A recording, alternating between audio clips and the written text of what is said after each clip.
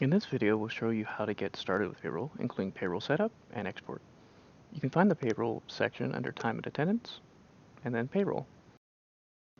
If you currently do not have any payroll settings configured, you'll have to enter a range to pull information from manually.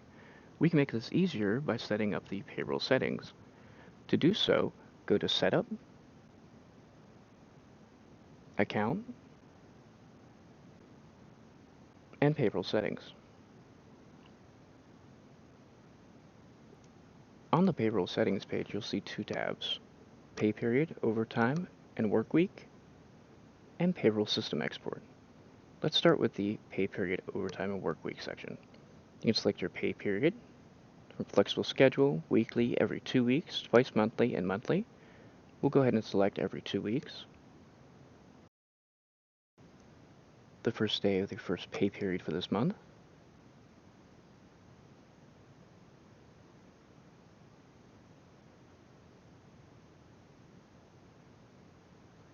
The first day of the week.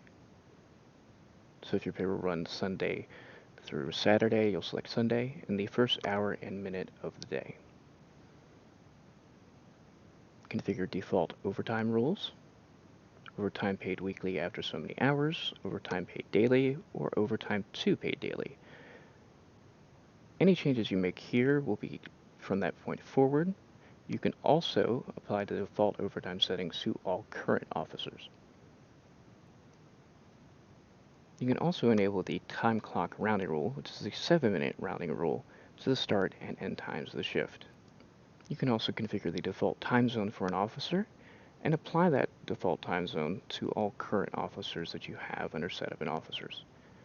Moving on to the Payroll System Export tab. In this tab, you'll find payroll systems that we currently integrate with and their respective options and configuration settings. We'll leave it on ADP Workforce for now. You'll see that we've got the company code, the batch number, and the overtime hours code provided by ADP Workforce. These have to match the settings that are currently there. Click Save Changes. And then we can go back down to Time and Attendance and Payroll.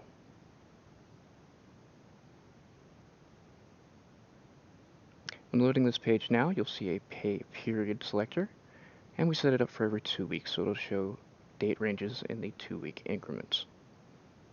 We'll go ahead and click Get Data. There are a couple indicators that you'll want to take note of if they appear on your screen. The red square indicator indicates that there is a shift in the pay period that has gone over 24 hours, whereas a yellow indicator indicates that a shift in the pay period is over 12 hours. If you click on the Details button for an officer, you'll see here that there is a shift as indicated that is over 12 hours. Or if you click on the details for this officer, you'll see that there's a shift over 24 hours that bleeds from one day into the next.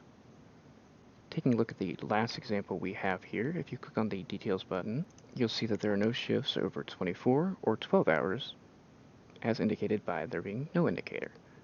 If you need to export your payroll information, you can export it to Excel by clicking on the Excel Download button, or you can click on the Export Payroll button to export it to the payroll provider you set up in the payroll settings screen.